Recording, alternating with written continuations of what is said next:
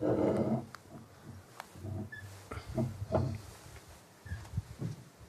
give a minute, 30 seconds, everybody's ready? We'll give a 30-second heads up. Okay, 30-second heads up. Yeah, and backwards.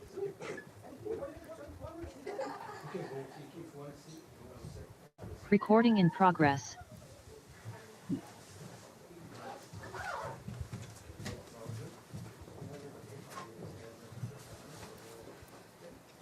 Okay, heads up.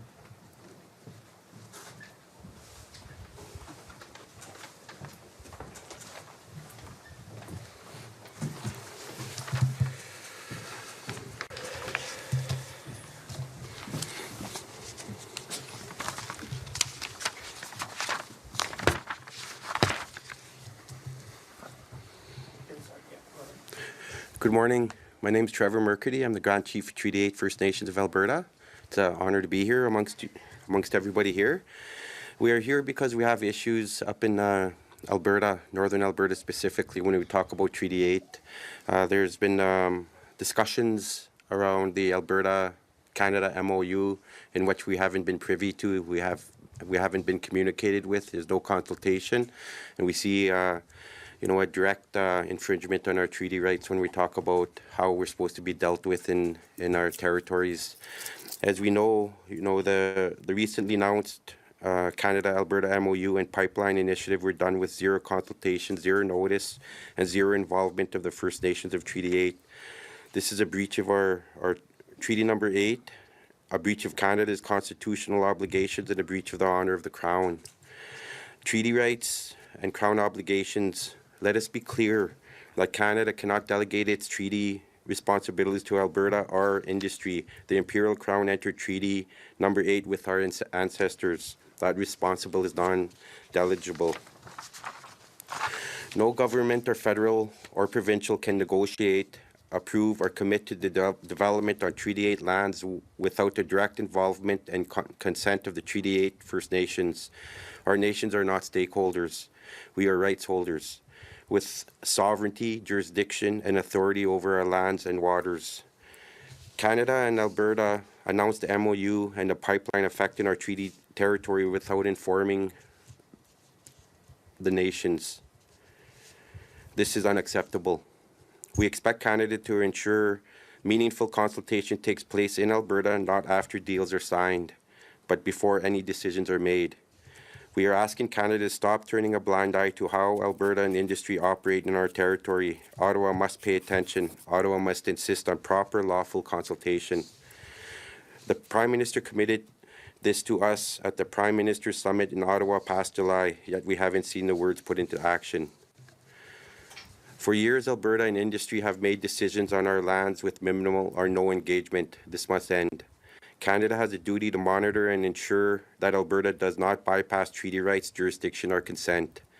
We are urging the federal government today, watch what the province of Alberta is doing.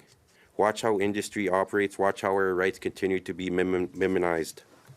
Our lands and waters are already facing cumulative impacts from decades of development. Another major project, another MOU done without consent, only deepens the harm and increases Canada's legal exposure. We have formally notified the Prime Minister that any further attempt by Canada, Alberta, or industry to move ahead without us will result in immediate action. Those actions will include willfully withdrawing cooperation from joint initiatives, fully exercising our treaty, constitutional, political, and legal mechanisms to defend our sovereignty.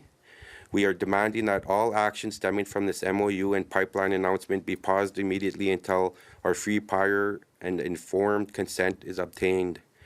If this country believes in reconciliation, in treaty implementation, and respect for Indigenous rights, then the federal government must uphold its highest legal and moral obligation.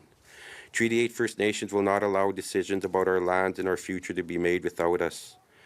It's very important to note that communication between the individual sovereign nations is key. If there's going to be any development in our territories, we have to understand, and the governments, industry have to understand that the business of consultation has to be done at the forefront before any announcements are made. Every nation must be consulted. it's a part of who we are. It's our territories, and when we're receiving information or news media releases about MOUs that are affecting our territory, we have a real problem with it, and we will deal with it accordingly. Thank you. Is there questions here or later? Somebody else needs to speak? Good afternoon. My name is Chief Billy Joe Tucker with Miksuk Cree First Nation. I recently was in a meeting with some other chiefs from Treaty 6, 7, and 8 and with the Prime Minister, and I had made it known on that day that that it was unacceptable that they were signing an MOU with Alberta and Canada and without even engaging with the Treaty 8 nations. Those resources that they are talking about are coming from the Treaty 8 region, and for that to go ahead without us is totally unacceptable. We have a lot of outstanding issues in the northern region of Alberta, and one of the main reasons is the treat and release. They're trying to push that, and for these major projects of interest to go ahead, they're going to need to do something with those treated tailings ponds, and they're not putting them into the Athabasca River. By them going to expedite major projects is totally unacceptable on behalf of the people in Fort Chip. So with that, Carney, Premier Smith, you guys need to get yourselves in order and come and speak to the people that these resources that their lands lie on. Thank you. Thank you, Chief. Good morning, everyone. My name is Sheldon Sunshine. I'm Chief of Sturgeon Lake Cree Nation, Treaty 8 Territory. And I just want to speak to the recent MOU and how it's problematic for our people. We've seen over the last few years here where the province of Alberta is creating legislations that are hostile to First Nations treaty rights. And when we're talking about development and the impacts it's going to have on the environment, whether it's water or all the resources that they're talking about, like Chief said, it's coming out of our territory. And dealing with some of the impacts health-wise, and we see the devastation out in the territories. You know, we have the abandoned wells issue, and it's just increasing. So when you're talking about creating an MOU to fast-track some of these projects, it's going to fast-track the demise of our people. So that's why when we hear about this MOU, and we want to be consulted first and foremost before anything happens. And you know, we're not against development. What we want is participation, inclusion at the forefront, so that we could have our concerns mitigated, and then maybe support some of these projects if our concerns are mitigated. And yeah, I'll leave it there. Thank you. Hello, my name is Terry Villeburn. I'm acting chief for the Athabasca Chipewyan First Nation. I'm glad to be on the territory of the Anishinaabe and Algonquin. Thank you, Treaty 8 Grand Chief Trevor Mercady and our other chiefs for their remarks. On behalf of the Athabasca Chipewyan First Nation, we want to say to the Prime Minister Carney that we say no. No to increasing production of tar sands by 100 million barrels a day. No to increasing toxic tailings in our backyard. No to lifting the tanker ban on the West Coast, and no to Pathways carbon capture, and no to the MOU within Alberta. We stand in solidarity with the Coastal First Nations, and Prime Minister Carney would have known this if he had bothered consulting us. Our treaty is not a bargaining chip for you to sell out Canada. All of Alberta is treaty land, and you can't have an agreement with Alberta that excludes us. We who are standing here today have stopped Alberta from separating, and we will stop this MOU from being enacted. Masicho. Sorry. Is there any questions for? Yeah, first name, HTN News. The Prime Minister keeps saying that none of these projects will go forward, that it's just setting the groundwork. Close off and after announcement has been made without consultation, as you say. Do you take him at his word that the government will not let these go forward without consent? Well, Prime Minister Carney and the province have to understand that things have to be done fundamentally different from the past. And when the nations talk about being communicated with or consulted, it's very important that before these announcements are made, that the governments reach out to the individual nations and at least make them aware of the public MOUs and all these deals that are being made without our people at the table. And why that's important is because, as the chief said, that the resources are coming from Treaty 8 territory. The impacts are in Treaty 8 territory. There's many cumulative impacts that are not dealt with responsibly today in Alberta. When we talk about the orphan wells, we talk about the tailings, we talk about logging and land sales and all these things. It's really that Alberta is out of control.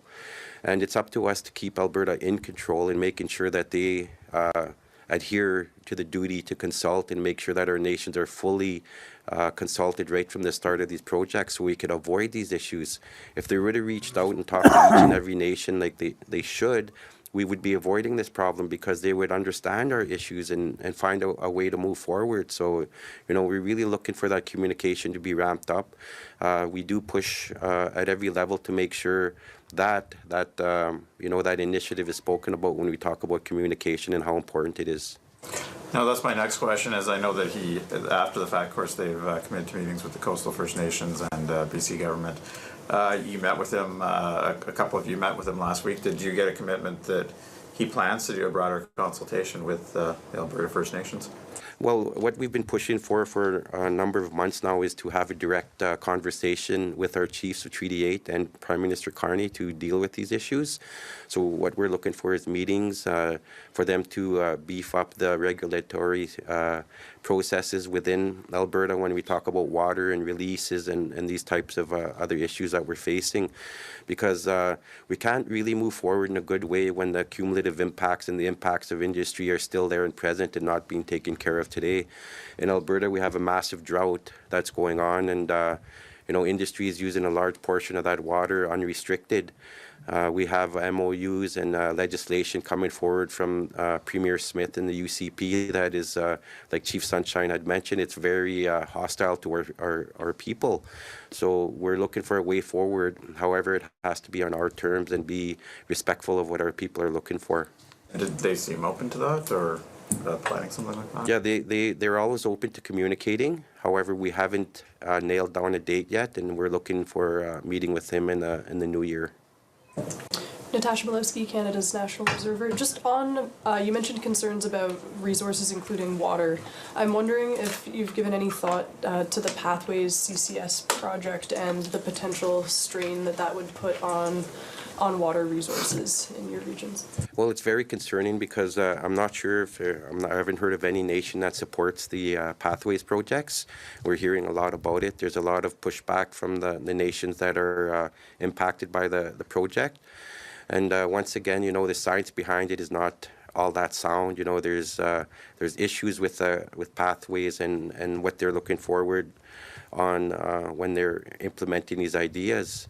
We have to fully understand what the project is. We have to understand the impacts. We have to understand the remediation and the long-term impacts of our people so we could adjust ourselves accordingly.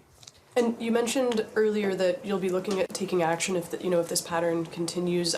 You also mentioned potentially withdrawing from certain joint initiatives. I was just wondering if you have any examples of what those could be. Well, there's many examples of coordinated efforts. We try to work with the province as much as we can. However, it's very difficult to move one step forward when we're being pushed 2 steps back in every instance that we're taking. So the relationship with the province of Alberta hasn't been very productive. It's just something that we're working on. However, when we have the UCP and Daniel Smith consistently and constantly pushing back on the rights of our people and telling us that if we don't like it, maybe we should litigate, that's what we'll do. So that's some things that we're really looking at is preparing ourselves for litigation, preparing ourselves for political activism, and also getting our grassroots people aware of the issues that we're facing so we could also look at that. And a question for for everyone. I mean, there's been a lot of talk, especially at the federal level, about trying to advance like equity, ownership, things like that when it comes to major projects to try and, make sure that there's benefits for First Nations and Indigenous communities. I know that it's tough when there aren't necessarily specific proposals, but I'm just wondering for each of you how, an equity proposal would potentially change things or shape how you're approaching projects.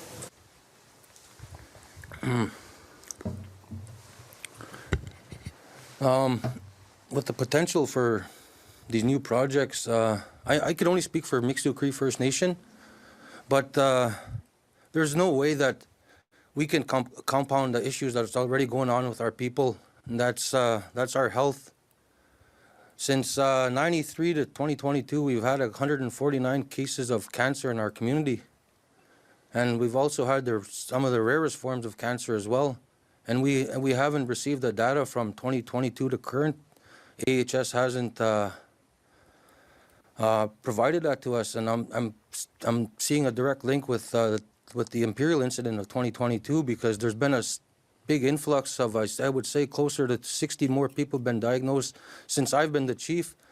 So there's no way that I could stand here and say, let's add to this issue, because I'm going to ask each and every one of you guys and the rest of Canada, if your house is on fire, would you add more wood to it? There's no way. We need to fix what's going on in northern Alberta right now. Daniel Smith's aware of this. Industry is aware of this. Carney is aware of this.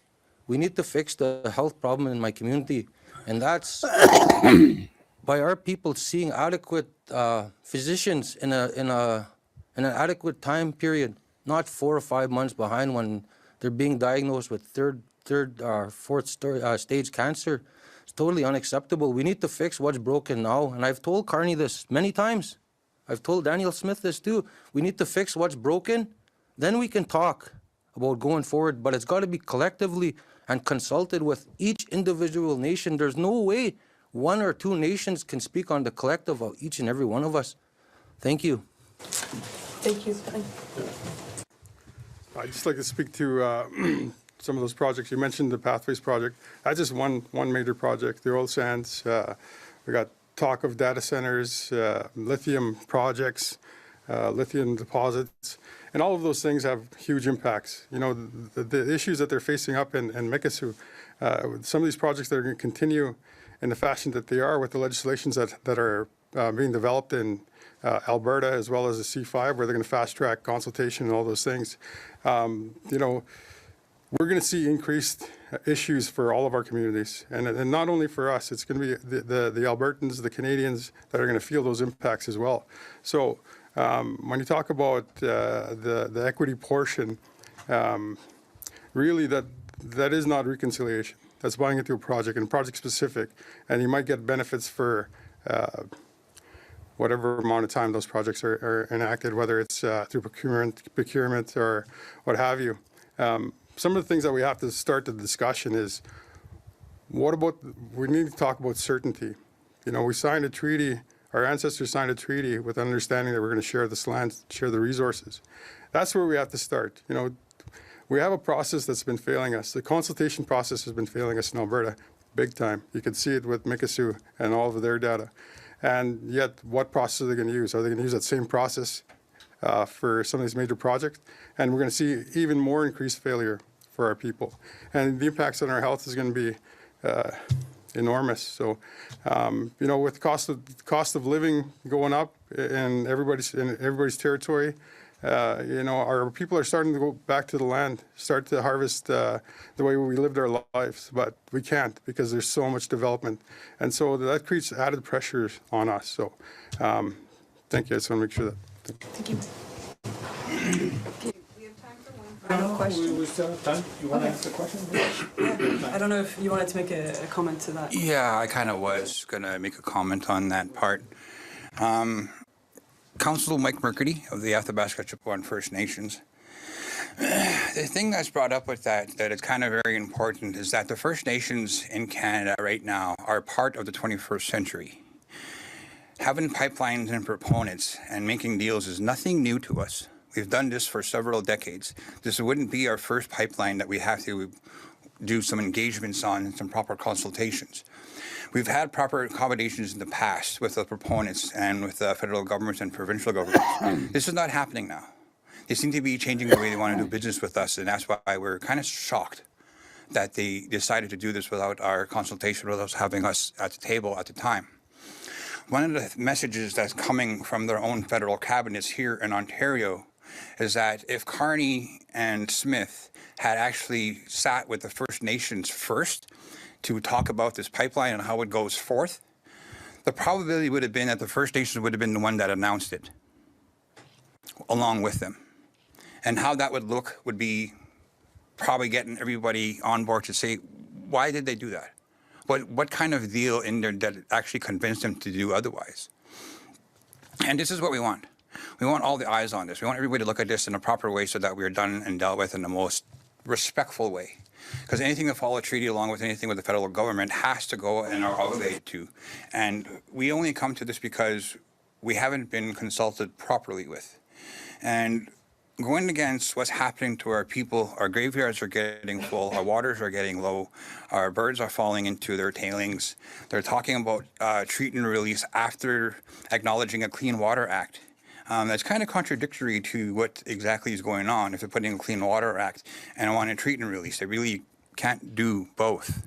So they have to come to a conclusion about how exactly they want to deal with that with First Nations and their proponents. And like I said, we've done deals before. This is nothing new for First Nations and the proponents to have agreements together to move forward. We've done this before. This is nothing new. And in order to do so again, they have to come to the table with us so that we walk forward.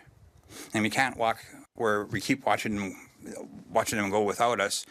Causes us to kind of stand here and come to the nation's capital to make our statements like this in hopes that the general public sees that we do want to be part of the 21st century and the rest of Canada's walk forward. I hope that helps answer some of that, because all along across the whole board with First Nations from the West Coast to the East Coast, we all share the exact same sentiment. Consultation first, and then we could move forward. Simple, easy. We would avoid a lot of this confrontation, a lot of these things that are going on. And the one thing with First Nations in the courts, we have a very good track record of winning. So thank you. Yes, hi. My question is for the Grand Chief. I'm Aya Dufour. I report for iPolitics. The MOU, it paves the way for a potential pipeline or the carbon capture project to have a national interest status. That would involve the Major Projects Office. So I wonder how you approach that as a member of the Indigenous Advisory Council, and if you've brought it up with some of your peers on that council. Well, with the Indigenous Advisory Council, we make sure that we don't consult on behalf of the nations. We do not talk to the proponents, and we do not talk to government on their side of things. It's very important to distinguish the fact that the IAC is put there in place to help facilitate on how they're supposed to move forward. The terms of reference haven't been finalized yet. That's what we're working on right now. And so it's kind of concerning to see a lot of these projects being discussed while the terms of reference have not been finalized or signed off by the IAC. And once the terms of reference are made public, you'll see how the nations and myself, the working group within the IAC on the TOR, are pushing the agenda of our nations and making sure that communication is number one. Communication to the nations is number one. The project cannot move forward without the initial communication with the nations themselves, not through proponents. We don't meet with proponents. It's something that we've forbidden. And, you know, we make sure that, that the consultation stays with the nations. Are there any issues or sticking points in the negotiations to finalize these terms of reference? No, it's actually been moving forward in a good way. The Canadian government and Carney, Prime Minister Carney's party have not put their fingers into the TOR. They're allowing the working group to develop the terms of reference, and they've been, to this point, they've been very understanding within the issues that we bring forward on the MOU, and also the IAC and the major projects. So it's been a good process. However, we're still concerned that they won't take our advice. So that's what we're waiting to see. And I mean, if you were in a situation where you felt like the advice wasn't being taken, how would you proceed?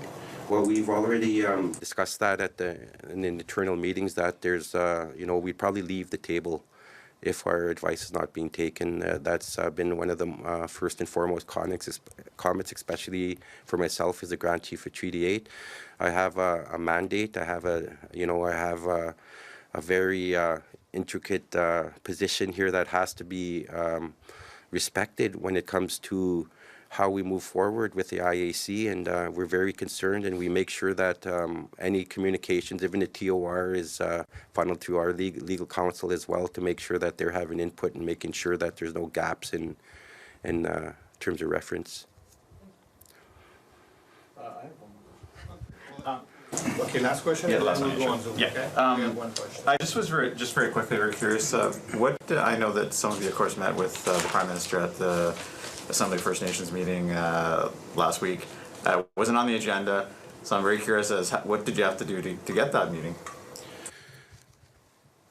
Well, most of the AFNs, they do have a time slot for the Prime Minister at some point in the Assembly. A lot of times it's at the end of the Assembly. A lot of times it's at the beginning of the Assembly. However, we're not afforded the agenda on exactly when he'll be there and how long he'll be there. So it creates some issues within our chiefs that would like to have some discussion with him, or at least bring some points forward. And when we have a time slot of an hour, and we listen to delegates, whoever speaking and, talking, it doesn't leave too much room for our chiefs to bring their issues forward. So we're looking at, changing some of the ways that AFN does things to respect the chiefs a little bit more when they come from across the country to have their issues heard. Okay, we'll go for one question on Zoom, okay? Alicia, the floor is yours. Hi, can you hear me in there? Yes. Hi, Chief Mercurdy. Kind of following up on one of the questions my colleagues asked about the Indigenous Advisory Council. Are you saying that the council wasn't given a heads up or aware that this MOU was being drafted, and you guys had no input in what the terms of that MOU would be? Absolutely, we have no input in it. We weren't communicated that it was going to happen. It's just is news to us, just as any other project. At the IAC, we do not involve ourselves in any projects. When the projects are announced is when we know about the projects, because that's between the nations, the government, and how they want to work things. And at the table there of the IAC, we were pretty adamant that we will absolutely not be engaged with proponents. We do not want to know when about the projects or upcoming projects before any of the nations. We've asked them to establish a communications office to directly communicate with each impacted nation before announcements are made.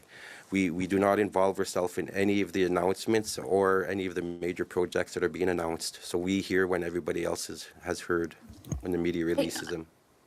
On that then, I'm just curious about what the role of the Indigenous Advisory Council is then. I know that the Prime Minister has said, this isn't going to sidestep consultations with affected nations, but did they not reach out and say, hey, are we going about signing this MOU the right way? What terms should we include on consultation in here? I'm just wondering about what the role of the IAC is, if not to make things smoother.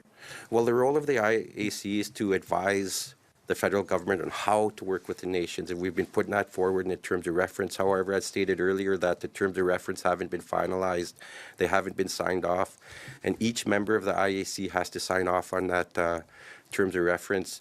So it's important to know that when they made the announcement, a lot of people or organizations are looking at it as it's a part of the IAC or the MPO. Well, we weren't aware of it. Really, the MOU between Alberta and Canada is just a MOU between themselves on moving certain projects forward. We were not aware of the discussion. We were not aware of how they would like to move it forward. All I can say is that we're very concerned that they made the announcement without the nations of Treaty 8 involved. Okay, that's all the time we have. So let's conclude the press conference. Thank you. Merci. Thank you. All right, and that was obviously the First Nations rejecting Alberta-Ottawa pipeline deal.